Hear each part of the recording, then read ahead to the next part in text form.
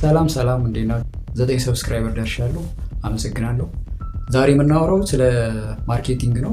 የመጨረሻ ክፍል ብዬ ነው ያሰብኩት። እንደ ድርጅት የሚሰሩ ማርኬቲንግ ዲፓርትመንት ያላቸው ማርኬቲንግ ዲፓርትመንትን እንዴት መጠቀም አለባቸው የሚለውን እናያለን ማለት ነው። ማርኬቲንግ ዲፓርትመንት ውስጥ ኮሚኒኬሽን ስኪል፣ ሰዎችን የማሳመን ስኪል፣ ነገሮችን የመረዳት ስኪል እና ኢንፎርሜሽን የመሰብሰብ እውቀት ሊኖረው ይገባል። ምን አይነት ልዩነት አለን? እነሱ ምንድነው የሚያቀርቡት? እኛ ምንድነው ያነሰን?